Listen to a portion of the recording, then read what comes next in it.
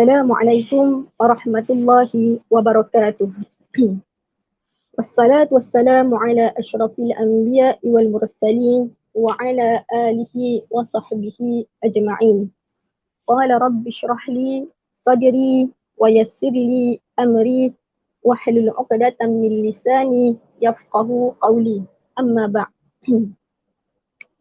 Alhamdulillah, bertemu lagi dalam program kita, iaitu program satu hari, satu juzuk, satu ibrah pada hari ini.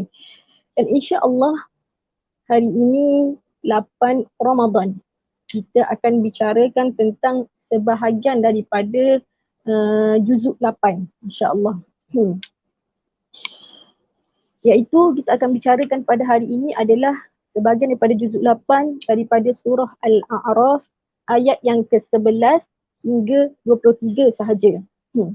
Sebelum itu sedikit pengenalan kepada surah Al-A'raf. Iaitu surah Al-A'raf ini merupakan surah Makkiyah yang mana di dalamnya banyak berceritakan atau berkisar tentang akidah. Yang mana akidah ataupun kita kata bercerita tentang akidah dalam surah Al-A'raf ini diceritakan dalam bentuk perjalanan manusia, yang mana daripada permulaan kejadian manusia sehinggalah kepada pengakhiran manusia. Dan dalam ayat 11 hingga 23 ini Allah Subhanahu Wa Taala menghidangkan kepada kita kisah tentang Nabi Adam alaihi salam yang berlaku di syurga. Ketika saya membaca buku Sirah Adam tulisan Dr. Salah Abdul Fattah Al-Khalidi rahimahullah, saya tertarik pada satu kata-kata Dr. Salah, iaitu sesiapa yang membaca kisah Nabi Adam ataupun kisah cerita Nabi Adam alaihi salam ini, sebenarnya dia sedang membaca perjalanan hidup dia sendiri. Maksudnya kita sedang membaca perjalanan hidup kita sendiri. Kerana apa?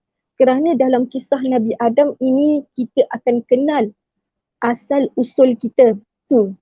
Kita juga diperkenalkan dengan musuh kita. Kemudian kita juga diperkenalkan dengan kehidupan dunia. Lepas itu kita juga diperkenalkan dengan kehidupan syurga yang sepatutnya menjadi cita-cita seorang Muslim, orang yang beriman. Jadi kita masuk pada ayat yang ke-11 insya-Allah. Kita satu-satu insya-Allah. Ayat yang ke-11 surah Al-A'raf. وَلَقَدْ خَلَقْنَاكُمْ ثُمَّ صَوَّرْنَاكُمْ ثُمَّ قُلْنَا لِلْمَلَائِكَةِ اسْجُدُوا لِآدَمَ فَسَجَدُوا إِلَّا إِبْلِيسَ لَمْ يَكُنْ مِنَ السَّاجِدِينَ. Dan sesungguhnya kami telah menciptakan kamu, lalu kami membentuk rupa kamu. Kemudian kami berfirman kepada malaikat-malaikat, sujudlah kepada Adam. Lalu mereka sujud melainkan iblis. Ia tidaklah termasuk dalam golongan yang sujud. Kita tengok dalam ayat ni, yang pertama kita tengok walaqad khalaqnakum summa sawwarnakum. Dan sesungguhnya kami telah menciptakan kamu itu siapa? Yakni Nabi Adam alaihi salam, asal usul manusia daripada Nabi Adam alaihi salam. Lalu kami membentuk rupa kamu, membentuk rupa Nabi Adam alaihi salam lah. Jadi kalau pasal penciptaan Adam alaihi salam ini banyaklah sebenarnya. Kalau kita tengok sebenarnya penciptaan Nabi Adam ni sebelum ditiupkan roh, bagaimana sebelum ditiupkan roh dan sebagaimana selepas ditiupkan roh. Yang ni kita tak boleh tak sempatlah nak sentuh di sini. Yang mana penciptaan Adam alaihi salam ini kita kena ingat bahawa penciptaan Nabi Adam alaihi salam ini terdiri daripada dua unsur, iaitu yang pertama unsur turabi, iaitu unsur tanah, ataupun kita kata sebab Nabi Adam dibuat daripada tanah kan. Turabi ni adalah isyarat kepada material, unsur material. Dan seterusnya kita ada satu unsur lagi selepas daripada Allah Subhanahu Wa Taala menciptakan Adam, siap menciptakan Adam, Allah Subhanahu Wa Taala meniupkan roh kepada Nabi Adam alaihissalam. Jadi unsur yang kedua iaitu apa? Unsur roh, material dan roh. Kita ada dua unsur dalam diri kita ni. Yang mana unsur material dan roh ini kita perlu seimbangkan dan unsur material dan ruh ini dia saling memerlukan. Material kita sebagai manusia memerlukan rumah, memerlukan makanan, minuman dan juga kita ada syahwat dan sebagainya. Manakala ruh ini pula makanan ruh ini adalah ibadah, amal soleh dan sebagainya lah. Jadi kehendak material kita hendaklah dipandu dengan keimanan. Jadi keimanan ni kena bagi makanan pada roh iaitu kena amal soleh dan sebagainya lah. Beribadah kepada Allah, mengaji dan sebagainya. Itu sedikit lah dari tentang penciptaan Adam AS daripada dua unsur. Okay. Kita kembali kepada ayat yang ke-11 tadi. Summa qulna lil malaikati isjudu li Adama fasajadu illa iblis lam yakum minas sajidin. Selepas Allah Subhanahu Wa Taala menciptakan Nabi Adam, meniupkan roh, Allah menyuruh malaikat sujud kepada Adam alaihi salam. Allah menyuruh malaikat dan juga iblis untuk sujud kepada Nabi Adam alaihi salam. Namun begitu fasajadu illa iblisa. Maka bersujudlah para malaikat melainkan iblis. Lam yakun minas sajidin. Dia tidak termasuk dalam golongan yang sujud. Maksudnya iblis tak sujud. Kita tengok sini. Allah Subhanahu Wa Taala mengarahkan kepada seluruh malaikat untuk sujud kepada Nabi Adam AS. Dan dalam ayat surah Sad ditegaskan bahawa semua malaikat ini ataupun seluruh malaikat ini taat dan sujud kepada Adam AS. Fasajadal malaikatu kulluhum ajma'un. Sini ada dua takkid. Yang pertama kullu, semua, kulluhum ajma'un. Itu takkid yang kedua, semua juga. Katanya ketaatan malaikat itulah, ketaatan malaikat itu tersendiri. Okay. Suruhan sujud kepada Nabi Adam AS ini sebenarnya adalah litakrim wat tahiyyah, iaitu untuk sebagai memuliakan dan juga sebagai alu-aluan kedatangan Adam AS. Bukanlah sujud kepada Nabi Adam ini satu sujud ibadah, bukan. Kerana apa? Sujud ibadah hanya boleh dilakukan kepada Allah Subhanahu Wa Taala. Dan suruhan sujud Allah Subhanahu Wa Taala ini kepada Adam AS berlaku selepas ujian yang dilakukan oleh Allah Subhanahu Wa Taala kepada malaikat dan Adam AS. Yang mana kita boleh tengok tentang ujian ini di dalam surah Al-Baqarah muka surat 6 ada. Secara pendeknya lah, secara ringkasnya, hasil daripada ujian ini malaikat menyedari tentang kelebihan Nabi Adam alaihi salam, iaitu apa? Iaitu ilmu. Jadi suruhan sujud ini sebenarnya juga memuliakan dan juga nak kata apa panggil sebagai isyarat kepada kelebihan yang ada pada Adam itu sendiri, memuliakan kelebihan yang ada pada Adam itu sendiri iaitu ilmu, dan juga isyarat kepada kelebihan ilmu dan juga orang yang berilmu. Okey. Orang yang beriman, beramal soleh, beribadat kepada Allah Subhanahu Wa Taala bersungguh-sungguh lebih mulia di sisi Allah Subhanahu Wa Taala berbanding malaikat sebenarnya. Kenapa? Kerana ibadah seorang manusia dan juga keimanan yang sempurna yang disempurnakan oleh seorang manusia ini selepas dia melakukannya, selepas dipertanggungjawabkan ataupun selepas dipertanggungjawabkan dan juga atas pilihan sendiri. Maksudnya dia kena buat ni atas pilihan sendiri, lepas tu atas mujahadah, atas usaha sendiri dan juga selepas melalui pelbagai kesusahan. Ini apa panggil ibadah yang dilakukan oleh manusia. Jadi orang yang beriman, soleh beribadat kepada Allah Subhanahu Wa Taala lebih mulia di sisi Allah Subhanahu Wa Taala berbanding malaikat atas sebab ini. Kerana keimanan malaikat pada Allah Subhanahu Wa Taala bukan begini. Sememangnya malaikat itu memang diciptakan untuk beribadat kepada Allah Subhanahu Wa Taala. Tidak memerlukan kepada kesungguhan dan sebagainya. Okey. Okay. Illa iblis salam yakun minas sajidin. Okay. Iblis tidak mahu sujud kepada Nabi Adam alaihissalam. Dan kita tengok kepada ayat yang selepasnya. Itu ayat yang ke-12 dan beberapa ayat lagi lah. Okay. Yang mana ayat seterusnya ini banyak meneropong ataupun kita kata memfokuskan kepada iblis. Iblis pula. Okay. Kita tengok ayat yang ke-12. Kalau ada terjemahan, boleh buka lah. Okay. Qala ma mana'aka alla tasjuda iz amartuk. Qala ana khairum minhu khalaqtani min narin wa khalaqtahu min tin. Allah berfirman, apakah penghalangnya yang menyekatmu daripada sujud ketika aku perintahmu? Iblis menjawab, aku lebih baik daripada Adam. Engkau, Allah, jadikan daku dari api, sedangkan dia engkau jadikan daripada tanah.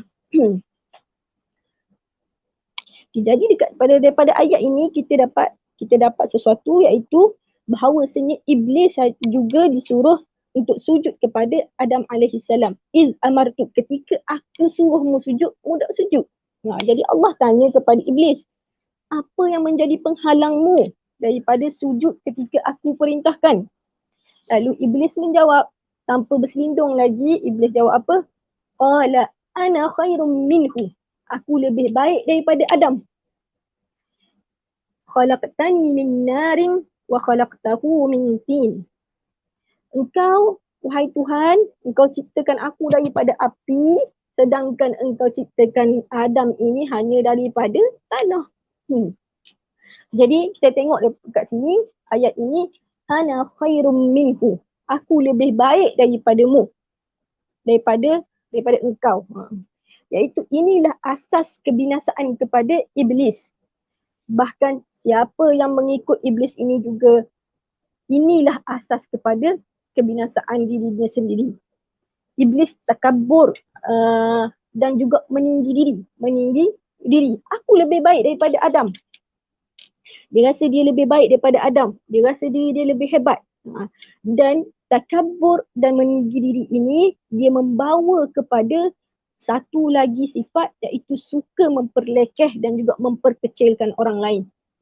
Wa na'udzubillahi min zalik. Yang mana tengok, selepas daripada iblis sebut ana khairum minhu, iblis sebut apa? Khalaqtani min narin wa khalaqtahu min tin. Engkau ciptakan dia daripada api dan engkau ciptakan aku daripada api, dan engkau ciptakan dia daripada tanah. Dia rasa dia lebih mulia, penciptaan dia lebih mulia daripada Adam alaihissalam. Jadi ini sebenarnya sangat bahayalah. Takabur dan meninggi diri ini perkara yang sangat bahaya. Iblis bertanya, kenapa aku nak sujud ke Adam ni? Sedangkan aku lebih baik daripada dia. Dan kalau dalam kehidupan kita pun, kenapa kawan saya dapat naik pangkat sedangkan saya ni lebih baik daripada dia? Saya lebih layak daripada dia. Kereta aku ni paling mahal dekat atas dunia ni. Paling mahal dekat Malaysia ni. Jadi semua kereta dekat atas jalan ni kena lari ke tepi. Kenapa saya kena dengar arahan dia? Buat apa saya nak dengar arahan dia? Buat apa saya nak dengar cakap dia? Sedangkan dia ni tak ada kelulusan, tak ada apa. Dia ni lebih rendah daripada saya. Wa na'udzubillahi min zalik. Bila timbulnya dalam hati kita perkara ini, berhati-hatilah dan istighfar. Dan kembali ingat pada cerita ini, cerita tentang syaitan ini, kerana asas kepada kebinasaan adalah meninggi diri. Yang mana membawa kepada sifat memperlekehkan orang lain. Ataupun memperkecilkan orang lain. Jadi kita tengok pula kepada ayat yang ke-13. Qala fahbit minha fama yakunu laka an tatakabbara fiha fakhruj innaka minas saghirin. Allah Subhanahu wa taala berfirman, turunlah engkau dari syurga ini, iblislah, kerana tidak patut engkau berlaku sombong di dalamnya. Oleh sebab itu keluarlah, sesungguhnya engkau dari golongan yang hina. Kerana perangai iblis ini, kerana sifat iblis yang takabur, meninggi diri dan sombong ini, Allah telah mengeluarkan iblis daripada syurga. Kerana apa? Kerana takabur ataupun meninggi diri ataupun sombong ini tidak ada tempat di syurga. Wa na'udzubillahi min zalik. Orang yang takabur, orang yang meninggi diri, orang yang sombong, dia sebenarnya jauh daripada rahmat Allah Subhanahu wa taala. Kita minta berlindung daripada penyakit ini. Kita tengok pula kepada ayat 14. Ayat 14. Qala anzirni ila yaumi yub'atsun. Allah berfirman, qala anzirni ila yaumi yub'atsun. Iblis berkata, berilah tempoh kepadaku hingga hari mereka dibangkitkan, iaitu hari kiamat. Tengok iblis ni.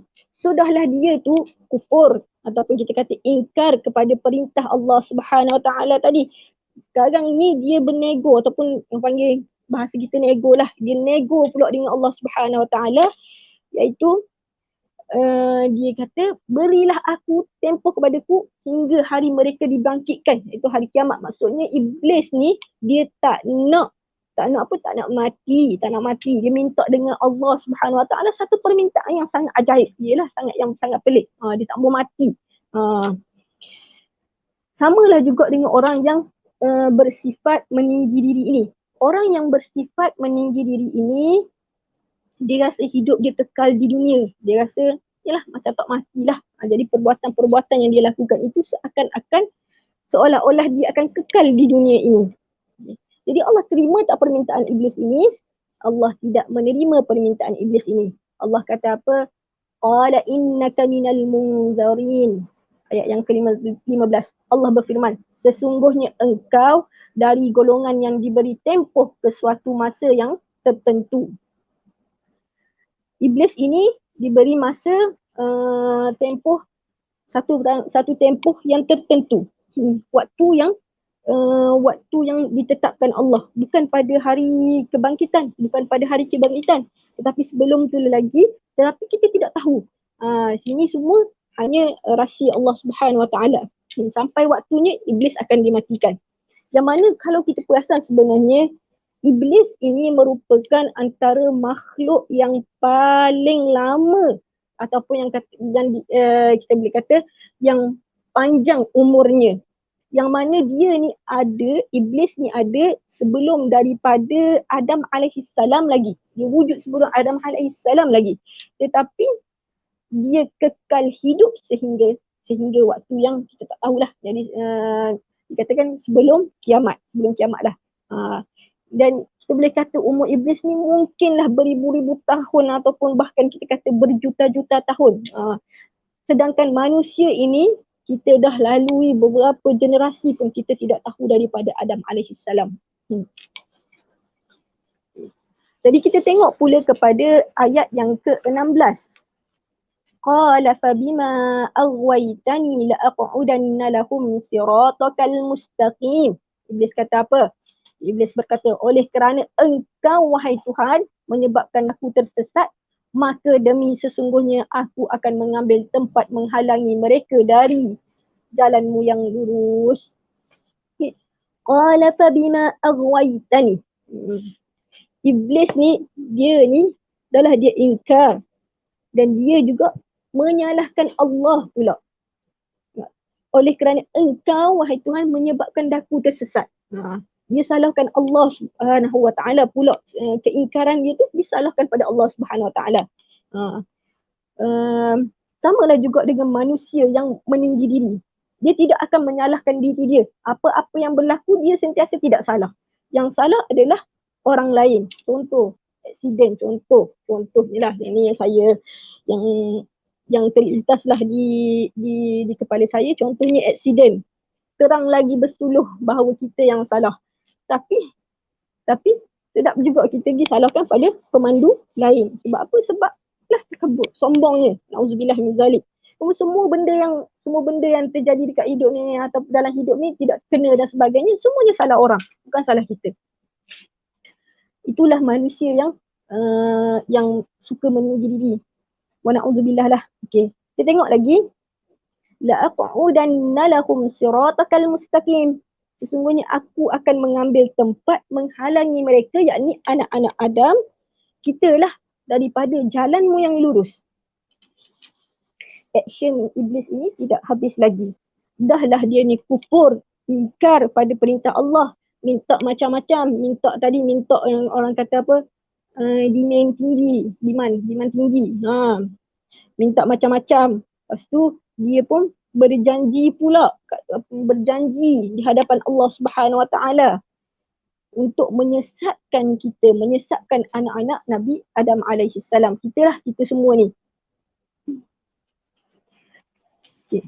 Kita tengok juga la'aqudanna lahum, tengok sekali lagi. La'aqudanna lahum siratal mustaqim. Maksudnya aku akan mengambil tempat tu, aku akan menghalang anak-anak Adam ini, iaitu kita ni, daripada jalanmu yang lurus. Jalanmu yang lurus. Maksudnya sini, iblis dah tahu mana satu yang benar. Dia dah tahu mana satu yang betul.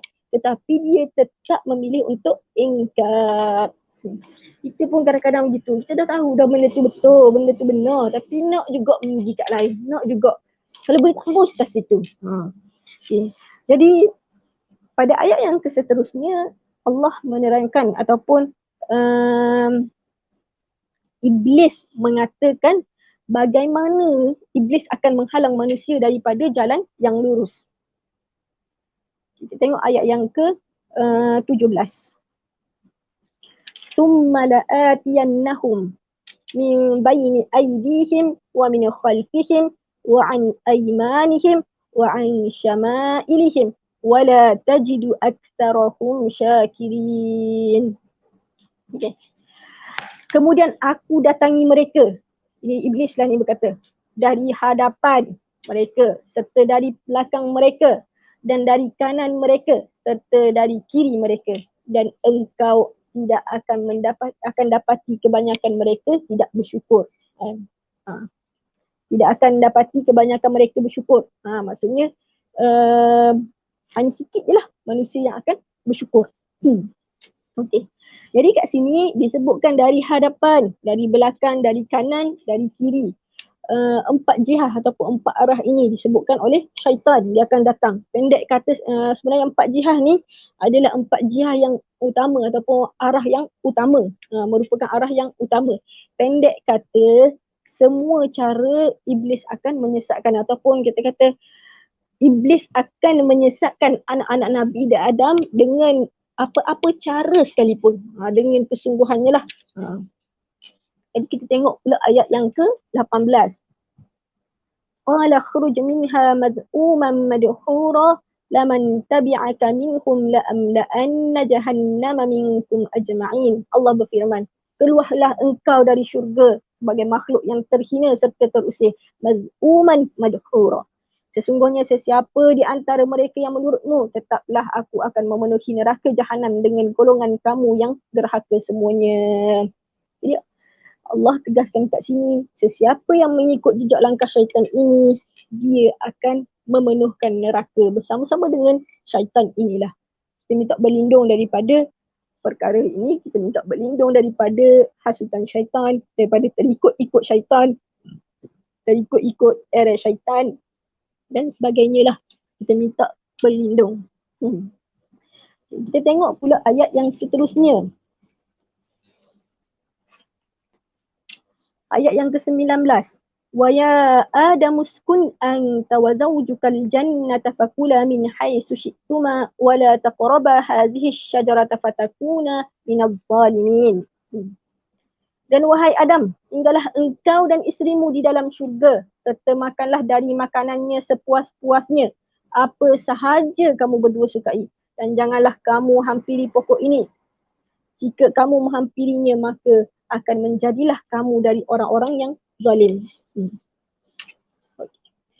Bermula ayat ini, kita akan melihat Nabi Adam dan Hawa, isterinya Hawa, bersama-samalah memikul, kita kata tanggungjawab ataupun bersama-samalah. Apa yang berlaku ni dia berlaku bersama-sama. Bukannya Hawa saja, bukannya Adam saja, tapi kedua-duanya. Anta wa zawjuka. Engkau dan juga isteri engkau, dan juga ada lagi seorang yang lain di dalam ni. Jadi ini adalah ayat wa ya Adam uskun anta wa zawjukal jannah. Allah mengarahkan kedua-duanya, iaitu Adam dan juga Hawa untuk tinggal di dalam syurga. Dan juga Allah membenarkan, di sana ada kebenaran memakan buah-buah dari syurga dan larangan, ada juga larangan. Larangan mendekati dan makan dari sepohon pokok. Kita tengok. Fakula minha haitsu syi'tuma wa la taqraba hadhihi asy-syajarata fatakuna minadh dhalimin. Dan Allah dah bagi amaran juga fatakuna minadh zalimin. Allah dah bagi amaran. Kalau engkau dekati pohon ini, jangan dekat. Maksudnya jangan dekat ini. Samalah dekat pun tak boleh, apatah lagi makan. Jadi Allah dah bagi amaran fatakuna minadh zalimin. Kalau mu dekat ataupun tak ikut arahan aku ni, maka menjadilah kamu daripada kalangan orang-orang yang zalim. Dan dalam ayat yang lain, disebutkan Allah sudah memperingatkan mereka berdua ini tentang syaitan, iaitu sebagai musuh yang utama, musuh engkau dan juga musuh kepada isteri engkau.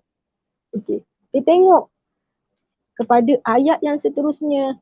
Fawaswasa lahuma asyaitanu liyubdiya lahuma ma wuriya anhuma min sawatihima. وقال ما نهاكما ربكما عن هذه الشجرة إلا أن تكونا ملكين أو تكونا من الخالدين. Kita tengok ini sikit.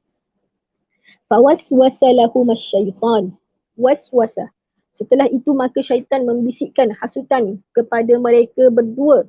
Itu lahuma. Huma berdua. Bukan hanya kepada Hawa tapi juga kepada Adam. Kedua-duanya dihasut oleh syaitan. Okey. Kita tengok kalimah waswasa. Waswasa ini menunjukkan bisikan tetapi menunjukkan cubaan yang dilakukan secara istimrar, iaitu dilakukan oleh iblis secara berterusan. Yang mana Adam dan Hawa pada awalnya tidak mengikut, tidak mendengar bisikan syaitan ini pada awalnya. Jadi iblis mencuba dan terus mencuba. Liyubdiya lahuma ma wuriya anhuma min sawatihima. Apa objektif iblis? Supaya dapatlah ia menampakkan kepada mereka akan aurat mereka yang sekian lama tertutup dari pandangan mereka. Okay. Ni ada di kalangan mufassir mengatakan bahawa mereka berdua ini, Adam dan Hawa ini sebenarnya pada ketika ini saling tidak pernah lagi melihat, kedua-duanya tidak pernah melihat aurat mereka, tidak pernah melihat. Ada inilah, ni sebahagian daripada mufassir lah yang mengatakan begitu. Okey. Wa qala ma nahakuma rabbukuma an hadhihi asy-syajarah. Okay. Iblis kata apa kepada Adam alaihissalam tadi? Tidaklah Tuhan kamu melarang kamu daripada mendekati pokok ini illa an takuna malakaini aw takuna minal khalidin, melainkan kerana ia tidak suka kamu berdua menjadi malaikat atau menjadi dari orang-orang yang kekal selama-lamanya di dalam syurga. Maksudnya apa? Iblis bisik dekat Adam dengan Hawa tentang satu benda yang dicintai manusia. Memang secara fitrahnya ataupun secara keinginan manusia, dia cintakan keindahan dan dia juga cintakan kekal. Maksudnya nak kekal. Kalau boleh kau kata nak kekal lah. Nak kekal. Jadi syaitan kata Allah larang mu ni Adam dengan Hawa. Sengaja larang sebab apa? Sebab tak nak bagi engkau kekal dekat syurga ni. Kalau mu makan buah ni, maka mu akan jadi orang yang kekal. Macam gitulah lebih kurangnya. Okey. Jadi apa yang syaitan buat? Bila tak dengar, bila bisikannya tidak dengar, bisikan berkali-kali sudah dibuat dibisik semuanya. Lalu pada ayat yang seterusnya, wa qasamahuma inni lakuma laminan nasihin. Dan nasihin. Okay. Dan ia bersumpah kepada keduanya dengan berkata, syaitan bersumpah. Ini titik kepada sebab jatuhnya Adam dan Hawa ke dalam kebinasaan ataupun ke dalam tipu daya syaitan. Waqa sama huma, tipu daya. Iaitu syaitan bersumpah. Syaitan bersumpah dengan apa? Dengan nama Allah. Inni lakuma laminan nasihin. Sesungguhnya aku adalah dari mereka yang memberi nasihat kepada kamu berdua. Aku ni sebagai nasihat kamu je. Seolah-olah begitu. Okay. Kerana sumpah iblis ini, maka Nabi Adam alaihissalam dan juga Hawa tadi terlupa akan perintah Allah, akan peringatan Allah terhadap syaitan ini. Lalu mereka pun jatuh ke dalam tipu daya ni lah. Okay. Fadallahuma bighurur. Ini ayat yang ke-22. Dengan sebab itu dapatlah ia menjatuhkan mereka berdua ke dalam larangan dengan tipu dayanya. Falamma zaqa asy-syajarata badat lahuma sawatuhuma. Okey, setelah mereka berdua falamma zaqa asy-syajarah. Okay. Setelah mereka berdua makan buah pohon itu, badat lahuma sawatuhuma, iaitu terdedahlah kepada mereka berdua aurat masing-masing. Itu bertelanjang lah, dalam keadaan yang bertelanjang lah. Jadi apa yang Adam dan Hawa buat selepas keadaan itu? Bila makan, lepas tu jadi terdedah aurat mereka ni. Lalu apa yang mereka buat adalah watafiqa yakhsifani alaihima min waraqil jannah. Mereka mulailah menutupnya dengan daun-daun dari syurga. Yang ni petik-petik daun tu, cepat petik ni. Tutup balik aurat yang terdedah tadi. Kerana apa? Kerana dia doktor, kalau dalam ayat ni Dr. Abdul Karim Zaidan mengatakan ini adalah satu kita apa yang kita dapat daripada ayat ni adalah aurat, mendedahkan aurat ataupun menutup aurat. Menutup aurat itu adalah fitrah manusia. Jadi apa yang berlaku pada Nabi Adam dan Hawa ini, apabila terdedah aurat, automatik ataupun bersegeralah mereka memetik daun-daun yang ada di syurga untuk menutup aurat mereka. Okey. Wanadahuma rabbuhuma. Tuhan mereka menyeru mereka. Wanadahuma, kedua-duanya. Tuhan diseru kedua-duanya, rabbuhuma. Siapa yang seru? Allah Subhanahu wa taala menyeru kedua-duanya. Alam anhakuma an tilkuma syajarah. Bukankah aku telah melarang kamu berdua dari pokok ini? Bukankah aku dah larang tadi? Wa aqul lakuma inna syaitana lakuma aduwwum mubin. Dan telah aku katakan kepada kedua-dua kamu, maksudnya kedua-dua lah, Adam dan Hawa tadi, sesungguhnya syaitan itu kepada kamu adalah musuh yang nyata. Okey. Jadi dalam ayat ini, daripada ayat yang ke-20 tadi, kita tengok jelas bahawa dhamir yang digunakan sini adalah kata ganti, maksudnya nak kata dua orang. Fawaswasalahuma syaitan yubdiyalahuma wa qala ma nahakuma fadallahuma wa qasamahuma, semuanya huma. Maksudnya setiap yang berlaku itu berlaku kedua-duanya, berlaku ke atas kedua-duanya, Adam dan juga Hawa, menyandarkan setiap apa yang berlaku kepada keduanya, bukan salah seorang daripada mereka. Dan ayat Al-Quran ini merupakan hujah kepada sesiapa yang mendakwa bahawa Hawa lah sebagai pembantu iblis yang menyebabkan Adam tergelincir bersama dalam tipu daya syaitan ini, ataupun iblis ini sebagai pembantu untuk menjayakan rancangan iblis. Iblis adalah Hawa sebagai pembantu kepada iblis untuk menjayakan rancangan iblis. Tidak.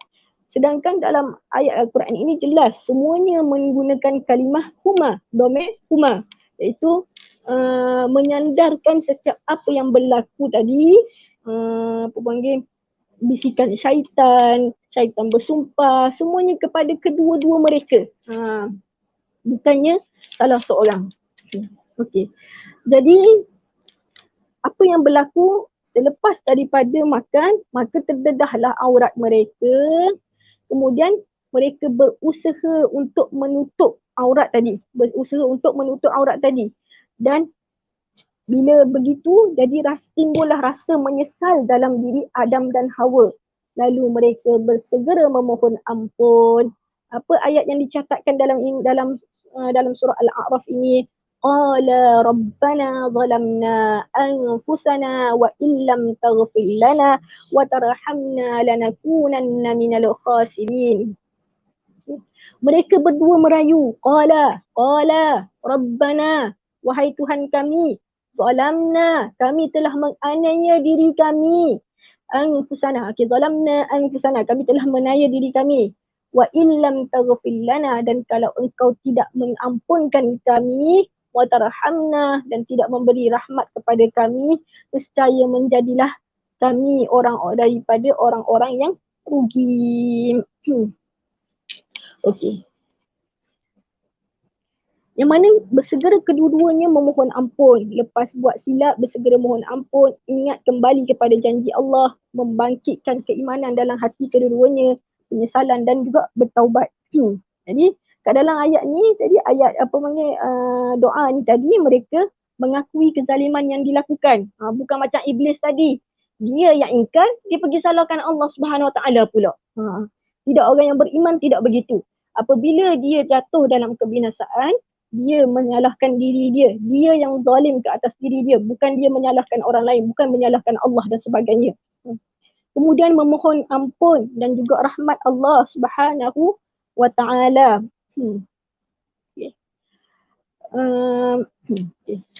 Daripada sini kita tengok sikit daripada kisah panjang-panjang tadi kita ceritakan. Daripada kisah ini kita tengok yang mana kita akan nampak di mana beza maksiat antara Nabi Adam dengan iblis. Okey. Iaitu ataupun kita kata beza kesalahan Nabi Adam AS dengan iblis lah. Okey. Iblis ini kesalahan yang dilakukan adalah dengan sebab dia menentang dan memberontak suruhan Allah Subhanahu Wa Taala, iaitu sujud kepada Nabi Adam AS. Namun Adam AS dia melakukan kesalahan tadi dengan sangkaan baiknya selepas mendengar iblis bersumpah dengan nama Allah. Iblis pula bila dia melakukan maksiat, dia makin sombong dan juga dia meninggi diri, takabur. Tetapi Adam ni dan maksiat ataupun kesalahan Adam ni adalah berlaku secara tidak sengaja ataupun dan terlupa, sebab tadi dia dengar apa? Wa qasamahuma, dengar iblis bersumpah itu. Jadi dia terlupa akan larangan Allah dan juga terlupa akan peringatan Allah bahawasanya syaitan itu musuh kamu. Okey. Jadi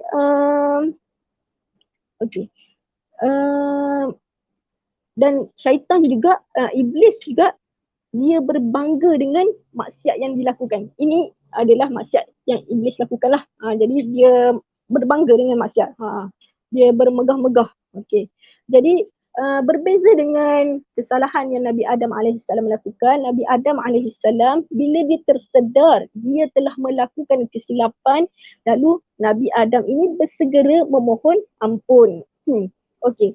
Jadi maksiat iblis merupakan kita kata kinayah kepada maksiat orang yang jahat, iaitu maksiat yang dilakukan oleh seseorang yang mengikut iblis ini ataupun orang jahat ini menambahkan lagi kesesatan, menambahkan lagi kekufuran. Wa na'udzubillah min zalik. Iaitu dia akan jadi memberontak, dia akan jadi sombong, dia akan jadi takabur, malah dia berbangga dengan maksiat dia.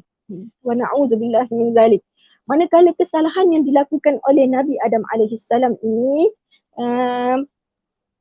adalah kinayah kepada dosa yang dilakukan oleh orang soleh ataupun orang yang beriman, iaitu apabila satu dosa itu dilakukan dalam keadaan tidak sedar, berlaku secara tidak sengaja, dan apabila tersedar, segera memohon ampun daripada Allah Subhanahu Wa Taala sehingga menambahkan rasa takut dalam diri.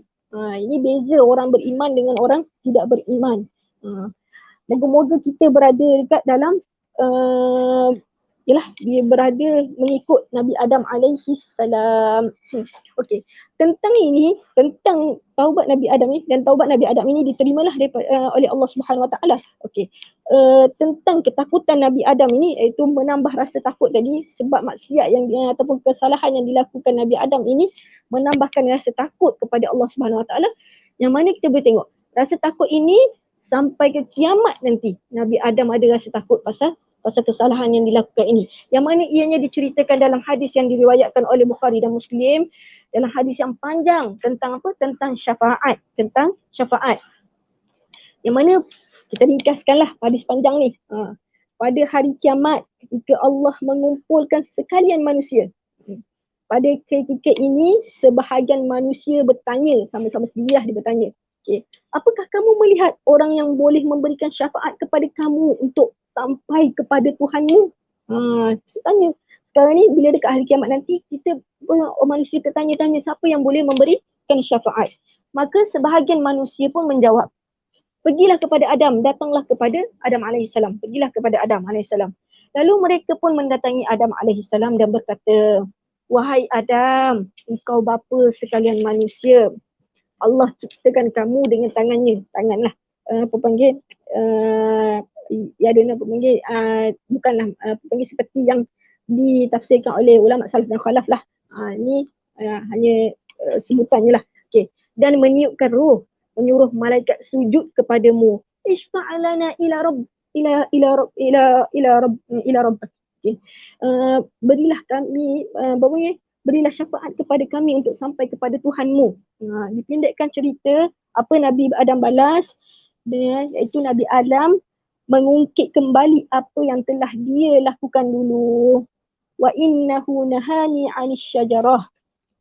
Sesungguhnya Allah Subhanahu wa taala melarang aku daripada sepohon pokok. Fa'asaituhu. Okay. Aku melakukan kesalahan dan aku langgar tadi kan. Langgar larangan tadi. Nafsi. Maksudnya ini adalah satu nak katanya rasa penyesalan dalam diri Nabi Adam. Okay. Izhabu ila ghairi. Pergilah kamu semua kepada orang lain. Pergilah kamu semua kepada orang lain. Sebab rasa macam tidak layak untuk bagi syafaat. Kenapa? Sebab dalam diri Nabi Adam masih ada lagi perasaan takut pada Allah. Sebab apa? Sebab dia langgar perintah ini. Langgar perintah tadi. Okay. Izhabu ila Nuh. Kata Nabi Adam, pergimu kat Nuh. Boleh bacalah lagi dalam hadis yang panjang ini. Secara ringkasnya apa kita nak kata? Secara ringkasnya maksiat ataupun kesalahan yang dilakukan oleh manusia yang beriman menyebabkan menambahkan rasa ketakutan kepada Allah Subhanahu wa taala. Jadi sebenarnya antara mesej utama dalam kisah Nabi Adam, Hawa dan juga Iblis adalah kita mengenali musuh utama kita. Jangan mengikut jejak langkah Iblis, jangan mengikut jejak langkah syaitan ini, kerana tipu dayanya sangatlah banyak dan juga yang pasti kebinasaan lah yang akan menanti kita. Saya rasa sekadar tu sajalah untuk pagi ini. Sangat panjang pula rasanya. Semoga kita mendapat apa yang bermanfaat. Saya minta maaf apa mana yang kurang daripada pihak saya. Aku qauli hadza wa astaghfirullah li wa lakum. Wassalamualaikum warahmatullahi wabarakatuh. Dan jangan lupa teruskan bersama kami dalam program Satu Hari Satu Juzuk Satu Ibrah, dan kita akan bertemu kalau saya jadual saya lagi 29 Ramadan ini, insya-Allah. Okay. Assalamualaikum warahmatullahi wabarakatuh.